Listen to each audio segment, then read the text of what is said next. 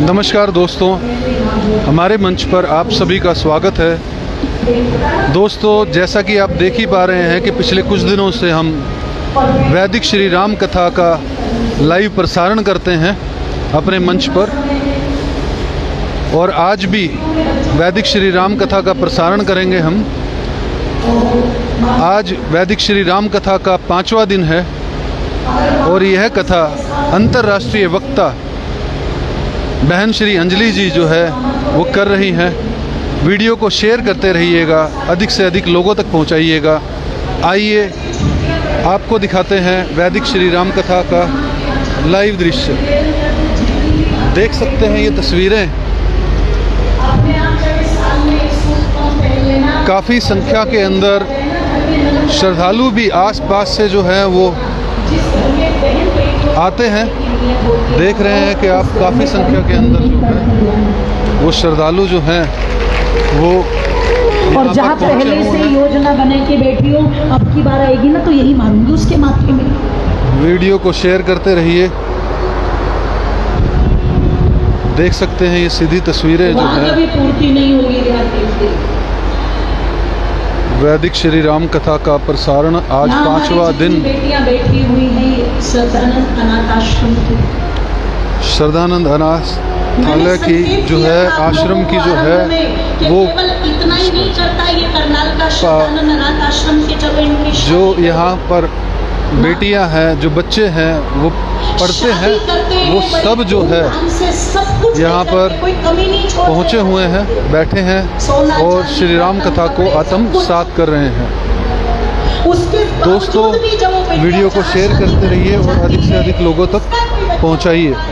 तो उस बच्चे का भी जो होने का दिया जाता है मान सम्मान, वो ऐसे ही दिया जाता है जैसे पीलिया आप और हम अपने घरों में देते हैं।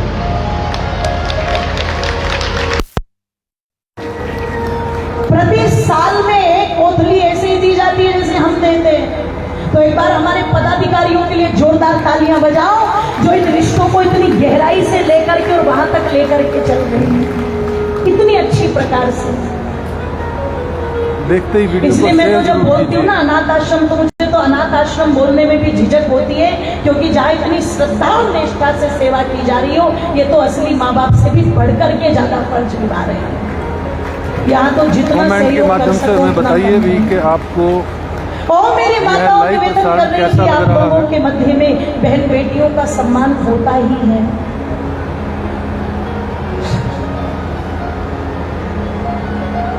तो कहते हैं सीता जी को भी वस्त्र दे के, आभूषण देकर के अनुसुईया जी ने विदा किया। आगे बढ़े रामचंद्र जी, बहुत सारे ऋषि मुनियों से मिले, तो जगह जगह क्या देखते हैं, हड्डियों के ढेर लगे हुए हैं। अब कुछ लोग कहते हैं ना पाप तो केवल जी कलयुग में ही होता है, सतयुग में नहीं। पर मैं कह दूं ऐसा कोई युग नहीं रहा माताओं जब पाप था नहीं। आप सोचो, हम त्रेता की बात कर रहे हैं, और त्रेता में भी कितना पाप होगा कि यज्ञ में हड्डी रक्त डालना आम बात। रामचंद्र जी निकले तो जगह जगह हड्डियों के ढेर लगे हुए। तो राम जी ने कहा ये क्या है? सारे ऋषि मुनियों ने कहा राम, ये आतंक है राक्षसों का, जो इतना कष्ट पहुंचाते हैं ऋषि मुनियों को कि मार मार के उनकी हड्डियों के ढेर लगा दिए। ओ माताओं, जब रोते हुए ऋषियों ने ये बात कही थी, भावुक होकर के कहा था, तो श्री रामचंद्र जी ने निर्णय कर लिया था। और क्या निर्णय किया? लोगों तक पहुंचाइए।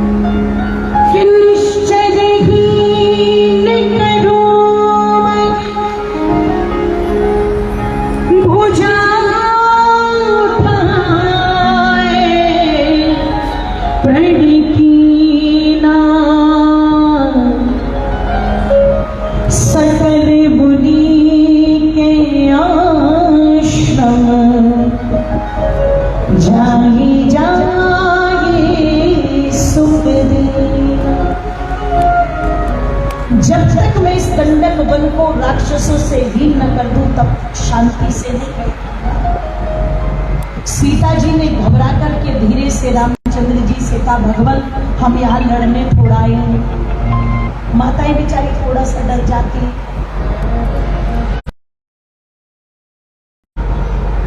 तो रामचंद्र जी ने कहा था, सीते सुनो, एक पत्नी होने के के नाते तुम जो कह रही हो तुम्हारा पक्ष ठीक है, पर सुनो, मैं वनवासी के वस्त्र जरूर धारण किए हूं, या तो जहां से आए हो वहीं लौट जाओ, नहीं तो चल करके पैरों पर जा नहीं सकोगे, खाने के लिए 4 कंधों की जरूरत पड़ेगी, ये ध्यान रखना।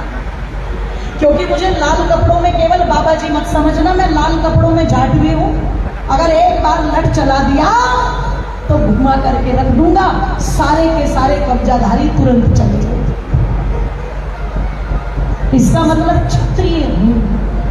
ओ मेरी माताओं बंधुओं, राम जी कहते मैंने पीत वस्त्र धारण किए हैं, पर सीता मैं हूं क्षत्रिय, और क्षत्रिय का काम होता है ऋषियों की रक्षा करना, ब्राह्मण की रक्षा करना, गौ की रक्षा करना, धर्म की रक्षा करना।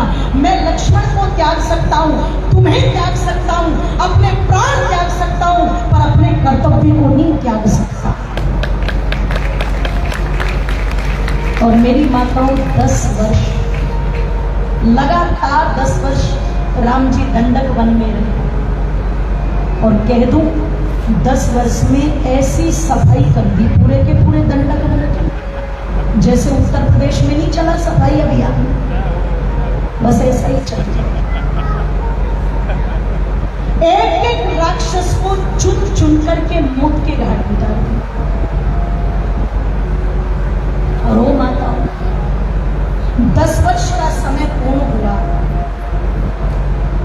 तो सारे ऋषि मुनि रामचंद्र जी की जितनी जय जयकार कर सकते थे सब कर दिए। सारे ऋषि मुनियों ने कहा हे राम, अब तुम्हें थोड़ा और आगे बढ़ना चाहिए। 10 वर्ष तक तुमने कर्तव्य का पालन किया, कुछ समय ऐसा भी निकाल लो कि इस वन का भी आनंद ले सको। यहीं से कुछ आगे के स्थान बड़े रमणीक है, तुम्हें वहां जाना चाहिए। रामचंद्र जी माताओं आगे बढ़े तो कहते हैं उनकी भेंट अगस्त मुनि से, और अगस्त मुनि से ही उनको पता लगा कि यहाँ से पंचवटी नामक एक स्थान है गोदावरी नदी के किनारे, बड़ा सुंदर। कौन सा? ये जो नासिक है आपका वर्तमान का महाराष्ट्र का, ये उस समय का पंचवटी है। अगस्त मुनि के कहने से रामचंद्र जी पंचवटी में गए। माताओं ध्यान से सुनना, जब पंचवटी में प्रवेश किया तो इनकी भेंट हुई किनसे? गृद्धराज जटायु से। और जटायु जी के बारे में सब लोग मानते हैं वो गिद्ध नाम के पक्षी, यही मानते हैं। पर जब जटायु जी से भेंट हुई तो रामचंद्र जी क्या देखते हैं? एक मनुष्य इतना वृद्ध, दाढ़ी के बाल, सर के बाल बड़े बड़े लंबे लंबे और सब सफेद हो चुके हैं, तो इन बालों को जटा भी कहा जाता है। भगवान शंकर को कहते हैं ना जटाधारी, ऋषि मुनियों को कहते हैं ना जटाधारी, इनको जटाई भी कहा जाता। तो उनके जो बाल इतने लंबे थे, श्वेत थे, उसके कारण उन्हें क्या कहा जाता था? जटायु। वास्तविक नाम क्या था? गृद्धराज, गृद्धकूट के राजा थे। इसका मतलब पक्षी नहीं थे, मनुष्य। दूसरा परिचय, रामचंद्र जी ये सब मिले और जब परिचय दिया रामचंद्र जी का, और उन्होंने परिचय दिया मैं अवध नरेश महाराज दशरथ का पुत्र हूँ, तो जटायु जी ने उन्हें अपने गले से लगा लिया। और गले से लगा के क्या कहते? राम, तुम्हें पता नहीं, तुमने जिस पिता का नाम लिया है, तुम्हारे वो पिता मेरे बचपन के सहपाठी रह चुके हैं, हम दोनों गुरुकुल में साथ पढ़े। आप साथ पढ़े हैं तो यहाँ पर भी पता लग रहा है कि संवाद मनुष्य से चल रहा है। तीसरा क्या कहते हैं? राम, तुम निश्चित होकर के इस पंचवटी में रहो, ये स्थान बड़ा सुंदर है, और मैं भी एक पिता की तरह बेटे जो मुझसे बन पड़ेगा मैं करूंगा। अगर तुम बाहर चले जाओगे तो ये सीता मेरी पुत्री की तरह है, मैं इसकी रक्षा करूंगा। यहाँ पर भी पता किससे लग रहा है? मनुष्य से। अब लोग कहते वो पक्षी थे, हाँ बिल्कुल थे, बिल्कुल थे। पर कौन से पक्षी थे? जैसे हम में से बहुत से लोग कह देते हैं हम जी कांग्रेस के पक्षी हैं, भाजपा के विपक्षी हैं। कोई कहता हम आम आदमी के पक्षी हैं और कोई कह देता हम सपा के पक्षी हैं। ये जो पक्ष और विपक्ष चलता है कि नहीं चलता है? बोलो, चलता है। सब अलग अलग मानसिकता के रहते हैं। तो यही था कि जो जटायु है वो राम के पक्षी है, पर रावण के, जोर से बोलो, विपक्षी है। वो विचारों से पक्ष विपक्ष वाले हैं, वो शरीर से पक्षी, जोर से बोलो, नहीं है। ओ मेरी माता, गोदावरी नदी के किनारे पर लक्ष्मण जी ने कुटिया बना दी, बड़ी सुंदर, और बड़े आनंद पूर्वक उस कुटिया में रहने लगे। कहते हैं माताओं लगभग 1.25 वर्ष व्यतीत हो गया। एक दिन कुटिया में यज्ञकुंड का धुआं है, सायकालीन। राम सीता जी बैठे हुए एक शिला के ऊपर कुटिया में, लक्ष्मण जी कुछ अपना कार्य कर रहे। एक राक्षसी घूमती घूमती उस कुटिया की तरफ आई, और वो मेरी माताओं कहते हैं जब राम को देखा राक्षसी तो देखती रही। कुटिया में बिना पूछे ताछे घुस गई। ये तो काम नहीं था कि मैं उनके अंदर, मैं आई कम इन सर, ये तो काम ही नहीं था। सी और जाते ही पूछती राम से, कौन हो तुम? भाषा दे। रामचंद्र जी ने विनम्रता से परिचय दिया, हम महाराज दशरथ के जाए, मैं राम, ये मेरी भार्या सीता, वो मेरा भाई लक्ष्मण। और आप कौन हो? वो कहती है मेरा नाम शूर्पणखा है, अहम शूर्पणखा नाम।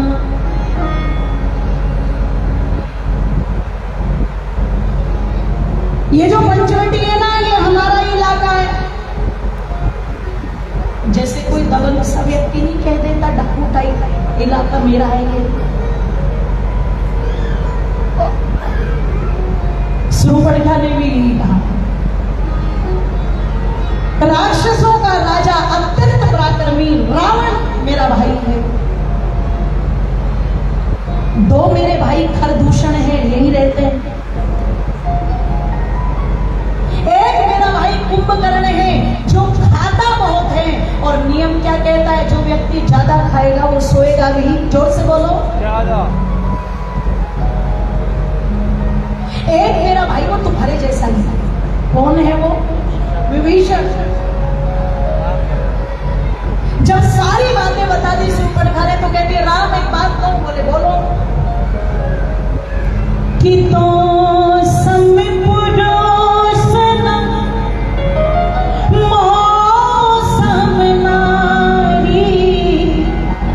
ये संयोग रचा विधि विचार।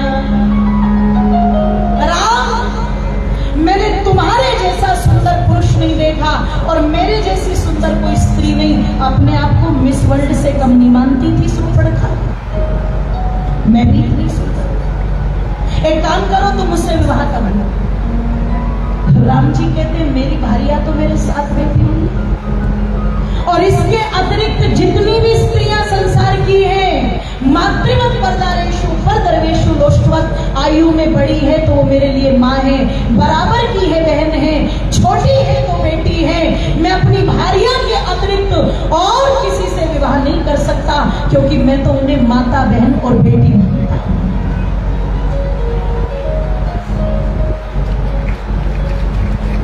अच्छा, देर से समझ आ रही है? कोई बात नहीं, समझ आ जानी चाहिए। शूर्पणखा ने कहा कोई बात नहीं, इसे छोड़ो, ये हड्डियों का ढांचा, और मुझसे विवाह करो। राम जी ने कहा ये जैसी भी है मेरी पत्नी है, और मेरे हृदय आंगन पे तो यही बैठी हुई है। हाँ, वो जो मेरा भाई उधर काम कर रहा है वो अकेला है, उसके साथ कोई नहीं है। राम जी ने सोचा जरा उसकी भी तो परीक्षा ले लें। उसे भी तो देख ले, वो अब तक कितना सिद्धांतों पर टिक रहा है। शूर्पणखा ने लक्ष्मण जी की तरफ देखा और देख करके कहती हाँ हाँ तो वो भी तुम्हारे जैसे। राम जी कह रहे तभी तो गए, जाओ। शूर्पणखा की ओर शूर्पणखा बड़ी लक्ष्मण जी, और माता लक्ष्मण जी ने दूर से जैसे ही आते देखा, तुरंत के तुरंत माता जी प्रणाम। सत्यानाश। तो शूर्पणखा माता जी सुनते ही जल गई। अच्छा, कई महिलाओं को माता जी कह दो, बहन जी कह दो, तुम बड़ी गुस्सा हो जाती है ना। How dare, don't call me माता जी। बहन जी गलती हो गई, डोंट कॉल मी बहन जी। मां शब्द प्यारा नहीं लग रहा है, बहन शब्द प्यारा नहीं लग रहा है। कोई कटाक्ष करते हुए कह दे कुछ और, दामन नीचे पहरी जुत्ती बन गई, देखो चीज कसूती, वो बड़ी लग रहा है। ये भाषा बड़ी भारी। मुझे ऐसा लगता है मां कहने से जो चिढ़ती है, बहन कहने से जो चिढ़ती है, ये शूर्पणखा का खानदान ही चल रहा है, खत्म नहीं हुआ। ये चिढ़ गई शूर्पणखा, और चिढ़ते ही क्या बोली कि मैं गढ़ लंका में वास करूं, तू वन वन फिरे रे ब्रह्मचारी, परिचय नहीं पहचान नहीं, किस विधि लगी मैं तेरी महतारी। अरे मैं लंका की रहने वाली और तू वनों में विचरण करने वाला, आज तक मैंने तुम्हें नहीं देखा, तुमने मुझे नहीं देखा, ये बताओ मैं तुम्हारी बहन कैसे नहीं। ओ माताओं जरा ध्यान से सुनना बंधु। लक्ष्मण जी क्या कहते हैं, हे निशाचरी,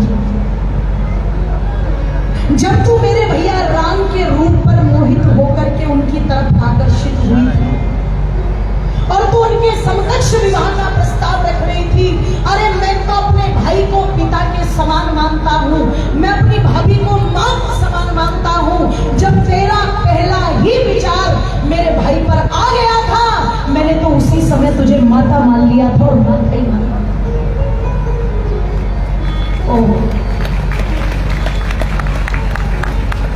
शूर्पणखा कहती है ये तो बहुत सीधा है बेचारा, इसकी तो कोई गलती नहीं, इसे छोड़ो और पहले वाले पर ही चलो। शूर्पणखा मुड़ गई और लक्ष्मण जी ने राम की ओर देखा और मानो देख करके कहा हो कि भैया तुमने जो बला हमारी तरफ भेजी थी ना, लो संभालो।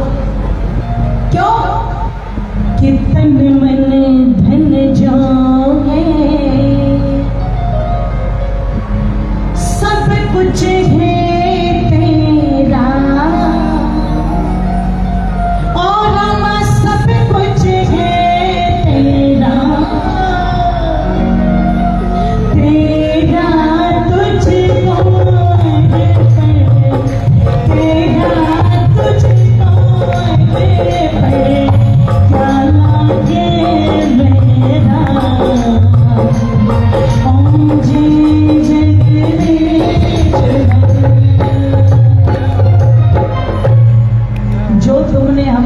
भेजा वो तुम्हारी बला तुम्हें ही हुआ। और माताओं कहते शूर्पणखा आई और आकर के श्री रामचंद्र जी से कहती है, राम उसने मेरा प्रस्ताव स्वीकार नहीं, अब तुम ही स्वीकार करो, और अगर तुमने मेरी बात न मानी तो परिणाम अच्छा नहीं होगा। रामचंद्र जी ने इनकार किया, शूर्पणखा सीता जी के ऊपर झपटी। ओ मेरी मातो बंधु, 11 वर्ष तलवार चलाते चलाते हो गए थे रामचंद्र जी को। राक्षसों की मनोवृत्ति समझ आ गई थी, ये मानने वाले नहीं है। तुरंत लक्ष्मण को आदेश दिया है, लक्ष्मण ये राक्षसी बिना दंड के मानेगी नहीं, इसे दंड दो। अच्छा, लक्ष्मण जी तो रह तो ही थे फिराक में, कब तलवार चलाने का मौका मिले, नेकी और पूछ पूछ उठाई तलवार, घुमाई और चलाई। माताओं कहते तलवार जाकर के शूर्पणखा की नाक पर लगी और नाक कट गई। अब यहाँ एक नाक तो वो है कि किसी का अपमान कर दो तो बोले मेरी नाक कट, और यहाँ तो दोनों तरह की नाक कटी थी। नाक कटी तो जिस तरफ से आई थी उसी तरफ चली गई। ये था चरित्र, अपॉर्चुनिटी नहीं, मौका परस्त नहीं, ये चरित्र था। और हमारे कवि हुए हैं, उन्होंने बड़ी सुंदर पंक्तियां लिखी कि भाई चरित्र और आचार्य यहाँ किरे लोगों चरित्र और आचार्य हाँ मशहूर जमाने में मगर आज भारत का गौरव, मगर आज भारत का गौरव लग रहे लोग बिगाड़े चरित्रों ने चारियां चरित्रों ने चारियां मशहूर जमाने मगर आज भारत का गौरव, मगर आज भारत का गौरव लग रहे लोग बिगाड़े चरित्र और आचार्य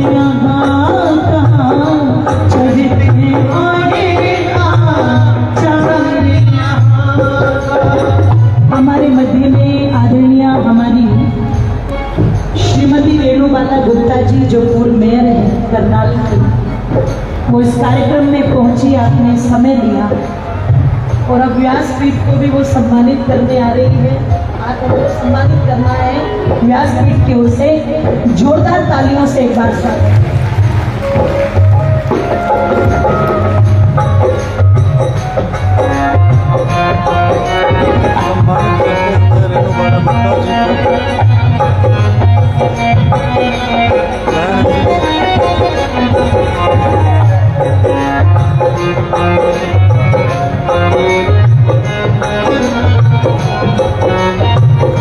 दोनों हाथों को एक साथ उठा लीजिए। हमारे बीच जो है वो रेणुबाला गुप्ता जी जो है यहाँ पर पहुँची हुई हैं दोस्तों, नमस्कार, और उनसे जानने का प्रयास करेंगे। यहाँ पर पहुँचे हैं, कैसा लगा आपको? एक साधु और जिस तरह से हमारी कथावाचिका ने एक भाव से यहाँ पर अंजलि दीदी ने जो कथा की है, मुझे लगता है ये एक विश्वास है भगवान श्री राम का, जो लोगों के बीच में आज वो जिस तरह से मुझे लगता है एक भाव उनके अंदर कहीं ना कहीं राम राज्य की परिकल्पना, कहीं ना कहीं ये शरणानंद आश्रम में लोगों को ये सीखने को मिल रहा है कि हमारा देश हमारा भगवान श्री राम का है और इसमें रिश्तों को किस तरह से सींचा जाता है, किस तरह से अपनी जिंदगी को निभाया जा सकता है। ये सारी बातें इन कथाओं के माध्यम से न केवल इस मंच के माध्यम से सुनाई जाती है, परंतु जीवन में उतारने के लिए बताई जाती है। और ये पवित्र प्रांगण है जहाँ हमारे बच्चे पालन पोषण हो रहा है उनका, सभी संस्था के भावी व्यक्ति यहाँ पर जिन सेशन का पालन कर रहे हैं, ये एक दूसरे का साथ देने का, एक बंधन मजबूत करने का जो ये प्रांगण है, इस प्रांगण में इस कथा का होना आगे ही समाज के लिए बड़े गर्व की बात है। आप महापौर है करनाल की, तो करनाल वासियों को क्या एक वैदिक क्या संदेश है? मेरा सौभाग्य मुझे इस कथा को श्रवण करने का अवसर मिला। निरंतर 2-2.5 घंटे से इस कथा का जब श्रवण कर रही थी तो उठने का मन नहीं था, भाव नहीं था, परंतु बहुत अच्छा लगा। इस तरह की कथाओं से न केवल वातावरण यहाँ का शुद्ध होता है, परंतु एक समाज में एक भावना की जागृति होती है कि हमें समाज में किस तरह से जीना है, किस तरह से अपने रिश्तों को, किस तरह से अपने समाज को आगे बढ़ाना है। मच। ये थे करनाल की पूर्व महापौर रेणु बाला गुप्ता जी जो यहाँ पर पहुँची थी। विशिष्ट अतिथि समय समय पर जो है यहाँ पर आते रहते हैं। दोस्तों वीडियो को शेयर जरूर करते रहिए। साथ साथ देख सकते हैं यहाँ पर कितनी संख्या के अंदर जो है यहाँ पर आसपास से भी जो है वो श्रद्धालु पहुँचे और छोटे छोटे बच्चे, अनाथालय के छोटे छोटे बच्चे जो हैं वो यहाँ पर बैठे हुए हैं। बिटिया यहाँ पर बैठी हुई है।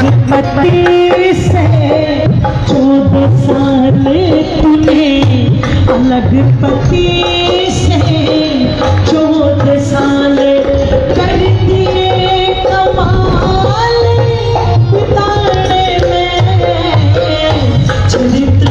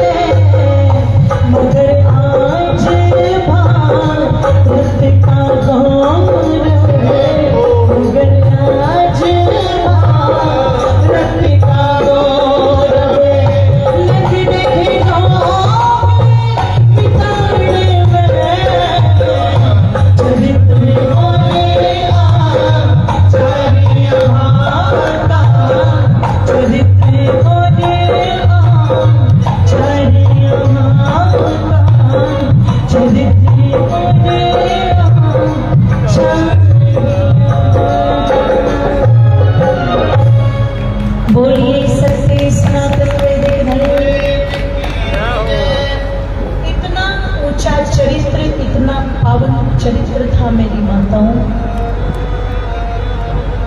शूर्पणखा को भी समझ आ जाना चाहिए था, पर कहते हैं विनाश काले विपरीत होता। संजय भट्ट, जिस व्यक्ति के विनाश का समय नजदीक होता है उसकी बुद्धि भी विपरीत हो जाती है। आइए हमारे मध्य में हमारे संजय भट्ट पहुंचे हैं पूर्व मुख्यमंत्री मनोहर लाल खट्टर जी के मुख्यमंत्री जी के श्री संजय बट्टा जी हमारे मध्य में चलकर के पहुंचे। एक बार जोरदार तालियों से आप उनका स्वागत करेंगे। हमारी समिति के माध्यम से आदरणीय श्री संजय जी का भी और उनके साथ आए हुए उनके स्वागत करते हुए आदरणीय श्री राजेश जी वो भी चल कर के पहुंचे हैं। एक बार जोरदार तालियों से उनका भी स्वागत करेंगे। बोलिए सत्य सनातन वैदिक धर्म की समिति की ओर से भगवान श्री राम जी का सुंदर चित्र देकर के भी हमारे अतिथि महानुभावों को स्वागत किया जा रहा है उनका, और ओम पट्टिका के द्वारा भी उनका स्वागत किया गया है। पुणे का जोरदार तालियों से स्वागत।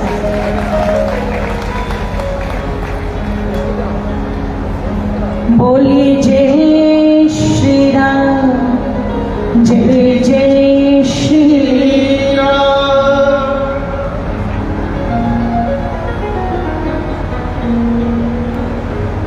ओ मेरी माताओं बंधुओं, कह दो शूर्पणखा का क्रोध में भरकर के जाना और जाकर के खर और दूषण को भड़का,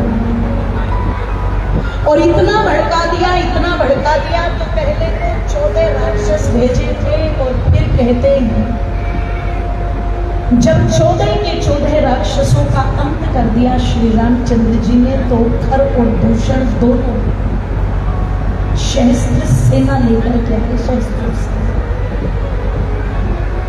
और सेना लेकर के आए। तो मेरी माता निवेदन कर दूं, ऐसा युद्ध हुआ था, ऐसा युद्ध हुआ था कि अपने बाहुबल से और जो शस्त्र मुनि विश्वामित्र ने प्रदान किए थे, मानो कि श्री रामचंद्र जी ने आंधी की तरह वार कर दिया। भूतो न भविष्य, उस युद्ध की चर्चा ना तो भूतकाल में की जा सकती और भविष्य में ऐसा कोई वीर योद्धा आ जाए, ऐसा संभव नहीं है। ऐसा युद्ध जिसमें खर भी मारा गया, दूषण भी मारा गया, 14 सहस्त्र सेना को बिछा दिया था। कहते अकंपन्न नाम का राक्षस केवल बचा था, जिसने जाकर के शूर्पणखा को सूचना दी थी सब मारे गए। और शूर्पणखा हैरान रह गई थी कि खर और दूषण और इतनी बड़ी सेना, बोले सब मर गए। जैसे खेत में प्लेज लगा दी जाती है, ऐसे सारे के सारे सैनिक पीछे पड़े हैं युद्ध स्थल में। वो कोई सामान्य इंसान नहीं है, वो राम, वो कोई देव शक्ति है। माता शूर्पणखा चाहती तो यही विनाश को रोक सकती थी, पर कहते हैं ना, स्त्री, मैंने कहा था ना, उत्पत्ति भी करती है पर प्रलय भी ले आती है। वो शूर्पणखा वो प्रलय लाना चाहती थी अपने उस पुलस्त्य वंश के अंदर। देखो वही कारण बन गई। दो भाइयों को मरवा करके शांति नहीं पड़ी, 14 सहस्त्र सेना को मरवा करके शांति नहीं पड़ी। अंत में भड़काने के लिए कहते हैं पहुंची कहा, विमान में बैठ करके अकंपन के साथ गई कहा, लंकेश के पास। और जाकर के माता और रावण को अपनी कटी हुई नाक दिखाई। पूछता रावण किसने किया? तो कहती है भाई, 2 लड़के हैं, राम और लखन नाम के, दशरथ के जाए हैं। इस समय पंचवटी में है, पर चुन चुन करके तेरे एक एक राक्षस को मार चुके हैं, पूरा दंडक वन खाली कर दिया है। सारे ऋषि मुनि निर्भय होकर के विचरते, तुझे कानों कान खबर तक नहीं थी। मैं तो उनसे मिलने गई थी, उनके साथ एक स्त्री थी जो इतनी सुंदर है, इतनी सुंदर है, आज तक मैंने इतनी सुंदर स्त्री देखी नहीं। वहां क्या बता रही थी सीता जी को? हड्डियों का ढांचा। और यहाँ इतनी प्रशंसा, क्योंकि जानती थी ना, पता रहता है अपने घर वालों की मानसिकता का, कौन कहां कमजोर पड़ेगा। रावण की कमजोरी क्या है पता था। तू अपने आप को त्रिलोकीनाथ कहता है, पर सुन, जब तक वो सुंदरी तेरे पास नहीं है तब तक तो त्रिलोकीनाथ तू हो नहीं सकता। मैं तो चाहती थी अति रूपेण भई सीता, उस अति रूपवती सीता से मिलने के लिए जाऊं। और जब मैं उससे मिलने के लिए गई तो वो जो दोनों थे, राम जिसकी वो भारिया है, लक्ष्मण जो राम का भाई है, उन्होंने मुझे अपशब्द कहे, रो रही है। और वो असली आंसू तो थे नहीं, घड़ियाली आंसू थे। रोकर के कहती है, मैंने तेरा नाम लिया तो उन्होंने मुझे गाली दी, और जब मैंने विरोध किया तो उन्होंने तलवार लेकर के मेरी नाक काट डाली। ये मेरी नाक नहीं कटी, ये तेरी नाक कटी। तूने मेरे अपमान के लिए जिस कुबेर से ये लंका छीन ली थी, आज मेरे उस अपमान के लिए बता क्या करेगा। रावण कहता है युद्ध करूंगा। बोले युद्ध की सोचना भी नहीं। खरदूषण ने युद्ध किया था, वो मरे पड़े हैं रणभूमि के अंदर, मैं उनकी लाशें तक उठा करके नहीं ला सकी। वो तो मेरे लिए मर गए। तू युद्ध की मत सोच, क्योंकि युद्ध में तुमसे पार। रावण कहता है मुझ में बल की कमी नहीं है। बोले जानती हो, जानती हूं, पर मैं चाहती हूं जिसके कारण मेरा अपमान हुआ है, अगर वो सीता तुझे प्राप्त हो जाए तो सीता को उठा ले, उसको लेकर के आ जाए, तो वो दोनों के दोनों अपने आप मर जाएंगे। इसके लिए तुझे अपनी सेना को मारने की क्या आवश्यकता है? माता और रावण की बुद्धि में ऐसा भर दिया, मन में वासना जाती और दृष्टि में अपवित्रता आ जाए। मैंने कल भी कहा था, शरीर की सारी सृष्टि बदल जाती है। और वासना का अंधा व्यक्ति इतना अंधा हो जाता है, इतना अंधा हो जाता है, उसे 4 साल की बच्ची में भी बेटी नजर नहीं आती। वो इतना अंधा हो जाता है कि पता लगा जिस माँ ने जन्म दिया, एक नीच बेटा अपनी उसी माँ के दूध और मां के साथ गलत काम करता है। सगे बेटे की घटना पाकिस्तान के अंदर पता लगा कि एक शमशान घाट में, कब्रिस्तान में,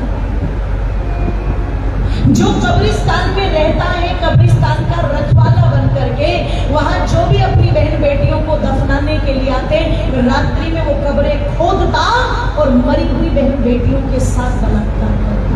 ये वासना इतना अंधा बना देती है इंसान,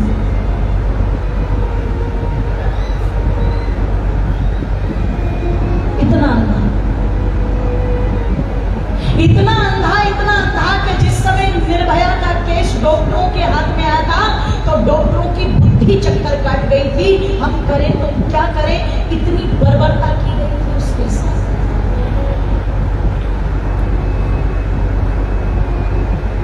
इतना अंधा कि चाइना की एक लड़की जिसने एक लड़के को इनकार कर दिया कि मैं तुझसे शादी नहीं कर सकती, प्रस्ताव ठुकरा दिया, इसी बात पर लड़की को उठाया और 40 दिन तक 500 लोगों ने व्यभिचार किया उसके साथ। और उसकी इतनी दुर्गति की, इतनी दुर्गति की कि जिस समय वो किताब मैंने पढ़ी थी, मेरी माताओं 4 बार हाथ कांप करके किताब छूट गई थी मन से, इतनी बार। और जिसकी आंख में वासना नहीं है ना, जिसने माँ को माँ, बहन को बहन, बेटी को बेटी माना, अगर एक 4 साल की बच्ची भी मंदिर में नग्न अवस्था में खेल रही है और वहां से एक देवता निकल रहा है जिसका नाम है महेश राय, वो आंखें बंद करता है, दोनों हाथ जोड़ता है और उस मातृ शक्ति को प्रणाम करता है। एक ने कहा, दयानंद किसको प्रणाम कर रहे हो? बोले, ये जो माँ खेल रही है इस मातृ शक्ति को नमन कर रही है। उसे उसमें माँ नजर आती है। आज के व्यभिचारी तो ऐसे हैं जिन्होंने रावण को भी पीछे छोड़ दिया। रावण के मन में वासना का भाव जागा और रावण ने, माताओं कहते हैं, निश्चय किया। अपने पुष्पक विमान में बैठा रावण लंका से उड़ा और उड़ करके कहां पहुंचा? मायापुरी, जहां राम के बाण से बच करके मारीच भाग करके उस मायापुरी में रहने लगा था, जिसको आज मुंबई कहा जाता है, माया की नगरी। इसका रामायण काल में नाम था मायापुरी। और पहुंचा रावण कि रावण गए जहां मारी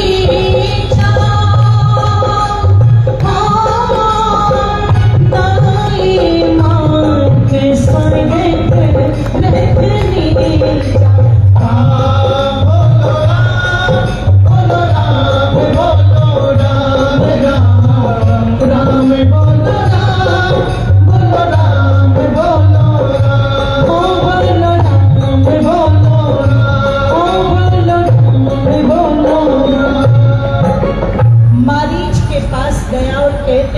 मारीच को जाकर के सब बात बताई तो मारीच ने पहले तो रावण को बहुत उत्तम उपदेश देकर के समझाया, पर जब रावण के ऊपर मारीच के उपदेश का कोई असर ना हुआ तो मारीच ने कहा, मैं तेरे इस कार्य में तेरा सहभागी नहीं बनूंगा, मैं बिल्कुल भी नहीं करूंगा कुछ ऐसा कि जिससे तू सीता को उठा करके ले आए। नहीं। तो रावण ने कहा, बेटी मैं राम को तो बाद में देखूंगा, पहले तुझे देखूंगा। और जैसे ही रावण के हाथ मारीच के गर्दन की तरफ बढ़े, मारीच ने सोचा, खैर मरना तो है, पर इस पापी के हाथ मरने से अच्छा तो राम के हाथ ही मर जाऊं, क्योंकि वहां से हो सकता है बच जाऊं जैसे पहले बच गया था, पर ये तो नहीं छोड़ेगा बिल्कुल। मारीच तैयार हुआ, योजना बनी, तो किसी की भी आवाज निकाल लेता है, शरीर को कैसे भी मोड़ लेता है। ध्यान रखिएगा, आज की भाषा में उनको कहते हैं मिमिक्री आर्टिस्ट। तो ये कोई चमत्कार नहीं था, कोई वरदान प्राप्त नहीं था, ये कला थी। आज भी बहुत सारे लोग ऐसे मिलेंगे जो किसी की आवाज निकाल देते, शरीर को कैसे भी फ्लेक्सिबिलिटी के साथ मोड़ तोड़ लेते। तो मारीच इन चीजों में माहिर था। रावण ने कहा तू एक स्वर्णमिद बन जा और मैं बाबा जी बन जाता हूं, क्योंकि लोग लाल कपड़ों पर ज्यादा विश्वास करते। अब ये बात अलग है कि आजकल लाल कपड़ों में सन्यासी कम मिलते हैं और सत्यानाशी ज्यादा, साधु कम मिलते हैं और स्वाधु, जोर से बोलो। देश को दुश्मनों से नहीं गद्दारों से खतरा है, खजाने को चोरों से नहीं पहरेदारों से खतरा है, संस्कृति को मूर्खों से नहीं समझदारों से खतरा है, और धर्म को नास्तिकों से नहीं धर्म के ठेकेदारों से। ओ मेरी माता, बाबा जी बन गया रावण। आ गए दोनों के दोनों पुष्पक विमान में बैठ करके। कहते कुटिया से कुछ दूरी पर विमान रोका था, केले के पत्तों से ढकी हुई वो कुटिया, केले के पेड़ लगे हुए थे चारों तरफ, बड़ी सुंदर कुटिया। और कहते हैं मारीच ने योजना अनुसार एक मृग की छाल को पहन लिया, कुछ दूरी पर अटखेलियां करने लगा। मकसद था सीता जी को अपनी ओर आकर्षित करना। हुआ भी वही, हुआ भी वही। सीता जी इतनी आकर्षित हो गई, जो महल त्याग करके आ गई, आभूषण त्याग करके आ गई, सुख चैन त्याग करके आ गई, वो एक मायावी मृग को देख करके माताओं विस्मित हो गई। और क्या कहती है, राघव प्यारी है, मैंने आपसे आज तक कुछ नहीं मांगा, पर मुझे वो मृग ला दो, देखो तो सही कितना सुंदर है।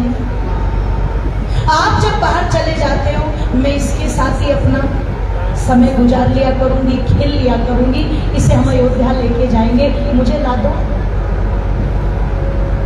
राम देख करके समझ गए थे ऐसा मृग आज तक देखने में आया नहीं है। लक्ष्मण से संकेत कर रहे हैं, लक्ष्मण मुझे तो ऐसा लग रहा है ये कहीं मायावी कोई राक्षस तो नहीं, लाओ मैं जाकर के देखता हूं, तुम यही सीता की रक्षा करो। रामचंद्र जी का उसके पीछे जाना माताओं, और कहते हैं वो दौड़ गया, दौड़ाते दौड़ाते रामचंद्र जी को बहुत दूर तक ले गया। और जब राम समझ गए कि कोई हिरण विरण नहीं है, खींच करके तीर मारा। कुछ लोग कहते रामचंद्र जी मांसाहारी थे, इसलिए हिरण के पीछे भागे, क्योंकि वो मार करके खाते थे। अब इन गधों को कौन समझाए? जो अपने घर में कुत्ते को पालते हैं, वो कुत्ते को ही खाते हैं क्या? बोलो, प्यार में ही पालते हैं। कुछ लोग बिल्ली को पालते हैं। दुबई में मैंने देखा कई सारे शेख शेर पाल रहे हैं, कोई मगरमच्छ पाल रहा है, कोई कोबरा ही पाल के बैठे हुए। आप चिंतन करो, विचार करो।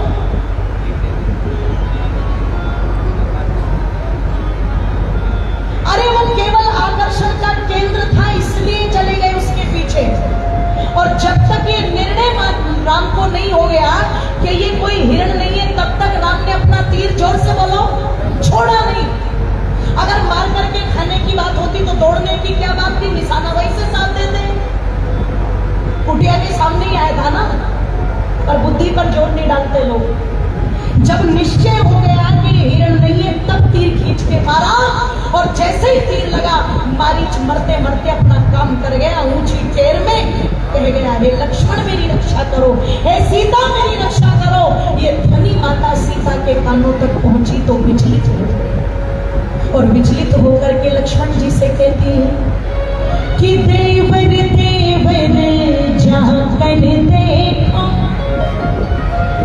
रघुराई तुम्हें तेरते हैं, भाई के थके हुए बाजू, भाई की राह तेरते हैं, भाई के थके हुए बाजू, भाई की राह तेरते हैं। भगवान न जाने अपने सुख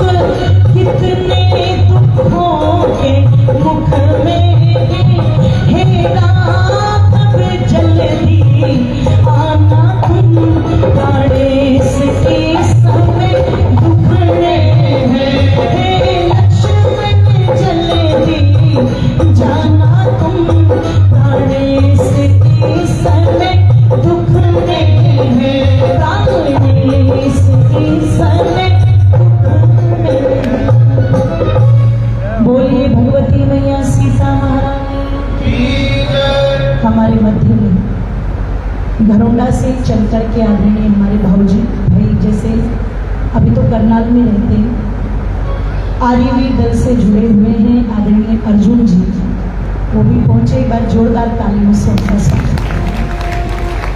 और मेरी माताओं बंधुओं, आइए अंत में निवेदन कर दूं, बस समय हो चला है। कहते हैं माताओं कि जिस समय चिल्लाए और लक्ष्मण जी से सीता जी ने कहा, तो लक्ष्मण जी ने कहा मैया मैं कैसे जा सकता हूँ, भैया मुझे आपकी रक्षा के लिए छोड़ करके गए। तो सीता जी कहती मेरी चिंता मत करो, तुम जाओ। मैं कहती लक्ष्मण जी ने कहा मैं नहीं जाऊंगा। कुछ ऐसे अपशब्द कह दिए सीता जी ने कि तुम्हारी कुदृष्टि मुझ पर है, तुम्हारा आने का उद्देश्य कुछ और है। लक्ष्मण जी से सहन नहीं हुआ और लक्ष्मण जी कहते हैं माताओं चल तो पड़े, पर चलते चलते कहते ना एक रेखा खींची थी। जब भी कोई स्त्री विवाह होके आती, मुझे लगता है ऐसी एक रेखा हर एक पति खींचता है। आते ही क्या कहेगा, मेरी सेवा करना मत करना, मेरे माता पिता की सेवा जोर से बोलो जरूर करना। यही तो है लक्ष्मण रेखा। मुझे देख दिखावा ज्यादा पसंद नहीं है देवी, इसलिए तुम ये रील फील से बच करके रहना। मुझे ये पसंद नहीं, वो पसंद नहीं, ये जो मर्यादाएं कुछ कोई सब अपने घर की बना के रखता है, यही होती है लक्ष्मण रेखा। लक्ष्मण रेखा क्या थी, जब तक हम दोनों भाई ना आ जाए आप इस कुटिया से बाहर मत आना। बस इतना निवेदन है। माताओं कह दो जल्दी में। लक्ष्मण जी गए और तुरंत वो जो साधु भेष में था रावण आ गए। सीता जी जो कुटिया के अंदर बैठी है, 2 बार रावण ने ललकार लगाई भिक्षांदेहि भिक्षांदेहि। सीता जी नहीं आई, पर तीसरी बार जब रावण ने कहा क्या कोई है यहाँ पर ऐसा सौभाग्यशाली जो इस भूखे साधु को 2 रोटी दे सके। अब ये मेरी माताएं बेचारी साधु सुनते ही, बाबा जी सुनते ही तो तुरंत ही आ जाती। और अगर बाबा जी कह दे कि मैं सोना धो दूंगा, तो कईयों ने धुआ ली अपनी चैन। अब वो पता लगा जो मिलावट थी वो रह गई, सोना ले गए बाबा जी, फिर रोती घूम रही है। ओ मेरी माताओं कह दो, सीता जी बड़ी भोली थी और उस समय दुख में थी। कुटिया से बाहर निकली, रावण देखता ही रह गया। वास्तव में सुंदर तो थी। और देखते ही रावण ने संवाद करना शुरू किया, हे कल्याणी, हे भद्रे, तेरा कल्याण हो। कौन हो तुम इस जंगल में? बस इतना कहना था। दुख के सागर में डूबी हुई सीता जी सारी कहानी कहने लगी, सब कुछ बता दिया रावण को। अंत में वो रावण कहता है तू किस वनवासी के पीछे पागल है? राजा की बेटी होकर के उस सन्यासी वनवासी ने तुझे दिया क्या? तुझे तो किसी त्रिलोकीनाथ की पत्नी होना चाहिए। तू क्यों यहाँ वनों में कष्ट सह रही है? तुझे तो रावण जैसे लंकेश की पत्नी होना चाहिए। तब सीता जी की आंखें खुली, ये तो कोई गलत आदमी।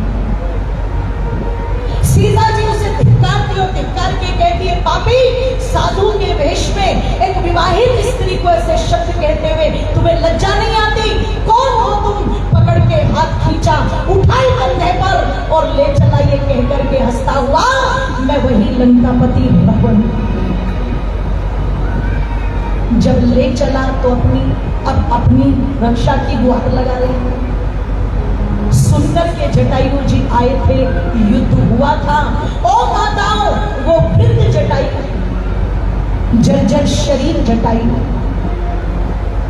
जिन्होंने पूरी ताकत लगा दी भगवती माता सीता की रक्षा करने में, पर जब चंद्रहास लेकर के महर्षि वाल्मीकि कहते जटायु के हाथों को काट दिया रावण ने, घायल होकर के भूमि पर गिर पड़े। और लोगों 2 बूढ़े आते इतिहास में, एक 175 वर्षीय दादा भीष्म आते हैं, जो द्रौपदी की लुटती लाज देखकर भी गर्दन झुका करके बैठे रहे। बल की कमी नहीं थी, पर धिक्कार है ऐसे पल को और धिक्कार है ऐसे बूढ़े पल को। अरे हमें नमन करना है तो उस धृतराज जटायु को करना चाहिए। शरीर में बल नहीं था पर फिर भी रावण से युद्ध किया, सीता जी की रक्षा की। जब घायल होकर के जटायु जी गिर गए, पुष्पक विमान में सीता जी को बैठाया और ले गया था रावण। कहते हैं जब दक्षिण दिशा की ओर बढ़ा था, एक पर्वत पर सीता जी जो चिल्ला रही थी, उन्होंने देखा कुछ लोग बैठे हुए तो अपने गहने डालती चली गई। ले गया लंका में, पूरा वैभव दिखाया, पर सीता जी धिक्कारती रही तो अंत में अशोक वाटिका में रख दिया, राक्षसी पहरे पर लगा दी और 1 वर्ष का समय दिया। ये रावण है। और तुम्हारे वो जो थे ना, वो दिल्ली में वो निर्भया कांड में वो 6 नीच दरिंदे,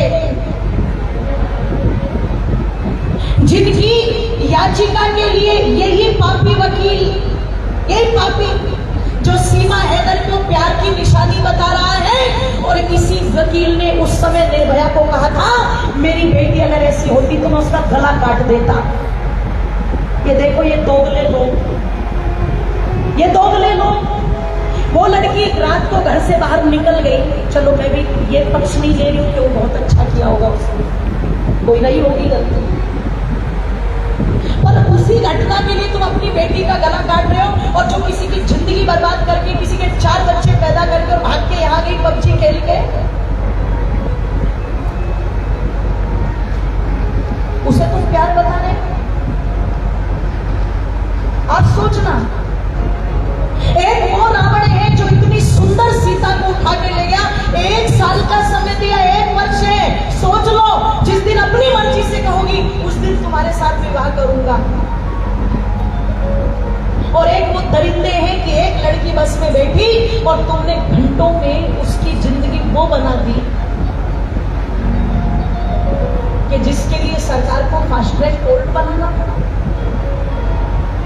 आप सोचो, अब तुम एक बार आज सोचना जरूर घर जाकर के कि वो रावण ठीक ठाक था या ये जो आज की इनोसेंट कहा था, नहीं इनोसेंट, गलती हो गई जी, इनसे कोई बात नहीं, फांसी मत चढ़ाओ अभी नहीं। 7 साल एड़िया रगड़नी पड़ी उस निर्भया की मां को, तब जाकर के हुआ फांसी, और फास्ट ट्रैक कोर्ट बनने के बावजूद। अब सोचो, विचार करो।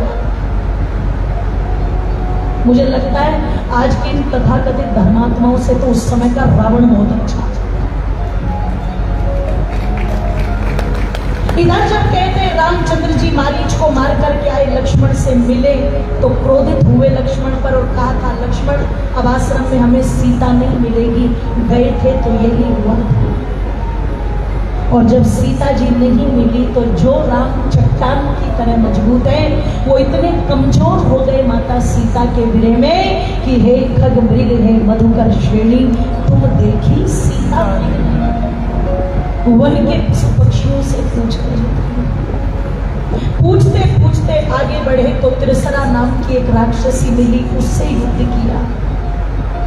आगे बढ़े तो कबंध नाम का एक राक्षस मिला, उससे युद्ध किया, और जब उसे युद्ध में पराजित कर दिया तो कबंध ने कहा था राम आज तक मुझे पराजित करने वाला कोई मिला नहीं था, तुम पहले हो, कहो मैं तुम्हारी क्या मदद कर सकता हूं। राम जी ने कहा मेरी भार्या को उठा करके कोई राक्षस ले गया है रावण नाम का, और दक्षिण की ओर ले गया है, पर मैं ये नहीं जानता वो कहाँ है, किस हाल में है, कुछ पता हो तो बता दो। कबंध ने कहा मैं तो नहीं जानता, पर हाँ इसमें तुम्हारी सहायता, यहां से आगे चले जाओ, ऋषिमुख पर्वत है, वहां सुग्रीव रहते हैं राजा, वो तुम्हारी सहायता जरूर करेंगे। आओ माताओं समापन करें, आज की कथा को विराम देते हैं।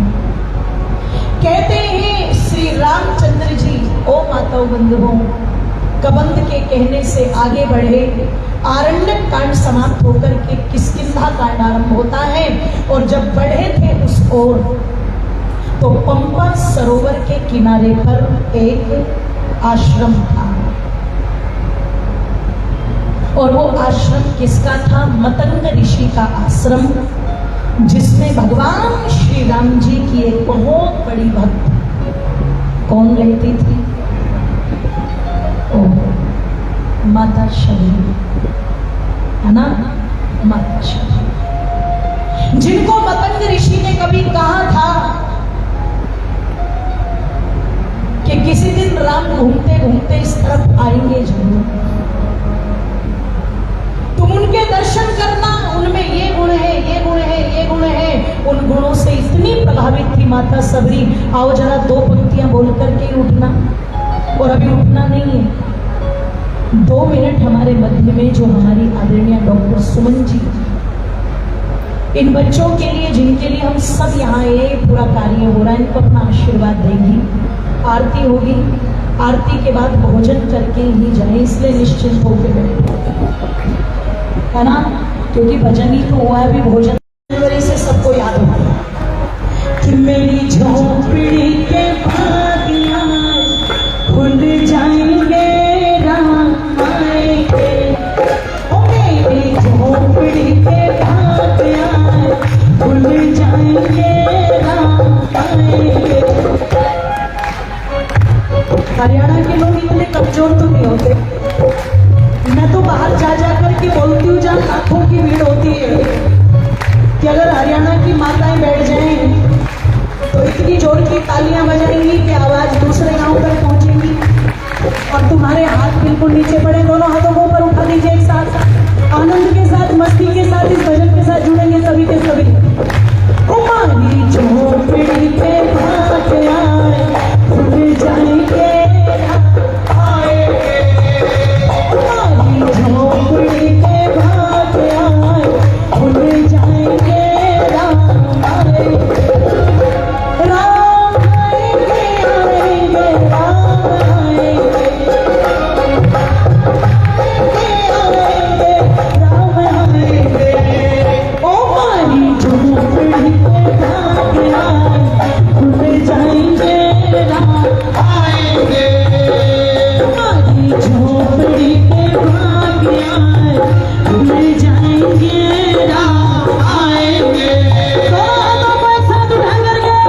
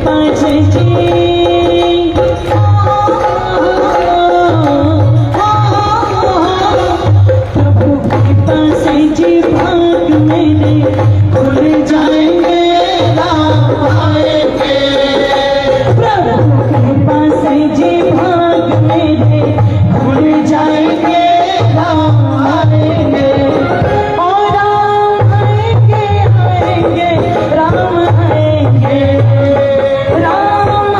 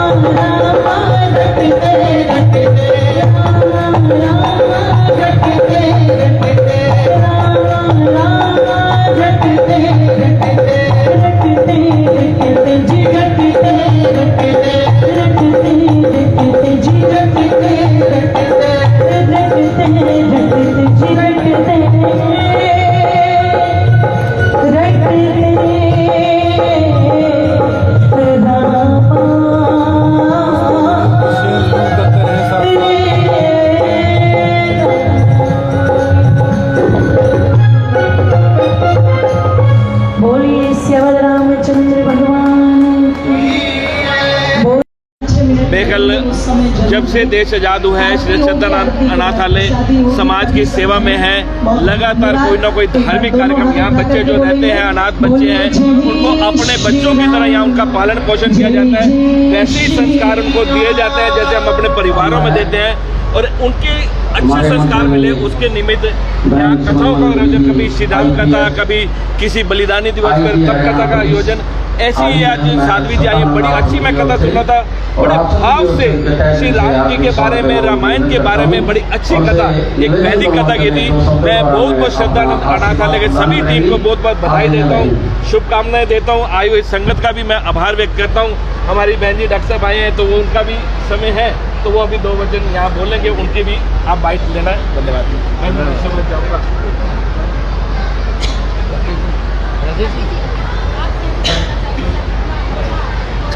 व्यासपीठ को शत शत नमन। आज की जो 7 दिन की यहाँ कथा चल रही है, कथावाचिका अंजलि बहन को कोटि कोटि प्रणाम। वैदिक राम कथा शायद एक अनूठा सम्मिश्रण शब्द लग रहा है, लेकिन जहाँ पर ये वैदिक राम कथा हो रही है वह स्थान श्रद्धानंद अनाथालय का है। और श्रद्धानंद अनाथालय 97 वर्ष पहले 1927 को इसकी स्थापना हुई, और 1927 से 97 वर्ष तक कोई चीज चल नहीं सकती है यदि उसमें सत्ता और पद का लालच हो। यहाँ पर जो जुड़े हैं केवल सेवा से जुड़े हैं। कर्मवीर भाई की मैंने माता पिता को यहाँ सेवा करते देखा है, अब वो कर रहे हैं, बलदेव भाई कर रहे हैं, गोपी भाई कर रहे हैं, और आज इस सेवा का यही परिणाम है कि यहाँ पर तो मंत्र पूजा करते। उन मंत्रों को हम अपने अंदर कैसे धारण कर पाए, साकार रूप में कथा के माध्यम से किसको प्रतीक बनाए। हमारे पास तो श्रद्धानंद अनाथालय में जो बच्ची है वो सीता ही है, जिसके माँ बाप का नहीं पता। सीता भी तो घड़े से मिट्टी से निकली थी, उसके भी कोई माँ बाप होंगे, तो हमारी सारी सीताएं होंगी। और ये सीता जहाँ जाए वहाँ राम को एक वो दिशा दें जो इनका जीवन साथी है, जैसा राम कथा में कहा गया है। कितनी अच्छी तरह अंजलि बहन ने एक नया आयाम दिया है, जटायु के बारे में हमें बताया है। और आज जिसकी बात इन्होंने इतने सरल सहज में हमारी कन्याओं को बताई, यहाँ आने वाले हर स्त्री पुरुष को समझाई कि आज ग्रस्त आश्रम होना चाहिए, और वो आश्रम तभी हो सकता है जब हम इन राम कथा के प्रतीकों को निराकार रूप में मानेंगे। आप सिर्फ राम कथा को जय श्री राम और दशरथ पुत्र से न माने। साहित्य में कहा गया है, एक राम दशरथ का बेटा, एक राम घट घट में लेटा। हमारे अंदर है एक राम का सकल पसारा, एक राम सबसे न्यारा। तो ये जो स्थान है वहाँ घट घट में लेटा है और सकल पसारा है, और वो सबसे न्यारा है। वो सुबह मंत्रों के माध्यम से हम करते हैं। और आज के दिन घर ग्रस्त आश्रम बने, नहीं तो महाभारत तो घरों में होती ही है। महाभारत को यदि हमें ग्रस्त आश्रम में बदलना है तो ऐसी कथाओं का, ऐसे केंद्र बिंदु से जो 97 वर्ष तक संस्था चल रही है, वहां से जिसने यात्रा देखी है, करण ताल से करनाल शहर बनता देखा है 97 वर्षों ने इस संस्था ने। तो ये संस्था इसी तरह आगे अपने विचारों को एक तालाब के तरह पानी ना रहे, उसमें नई नई नदियों का समागम करे, ऐसी कथाओं के माध्यम से, ऐसे प्रतीकों के माध्यम से, ताकि हमारे अनाथालय में रहने वाला एक एक बच्चा संस्कारी हो। आज के दिन संस्कार कहीं नहीं है, संस्कार है तो ऐसी संस्थाओं में संस्कार है, और उसी संस्कार के तलाश में हम लोग यहाँ पर आते हैं। आप सब बहुत भाग्यशाली हो। कथा हर रोज कहीं ना कहीं होती है, YouTube पे भी होती है, बड़े बड़े मंदिरों के अंदर होती है, बड़े बड़े पार्कों के अंदर होती है।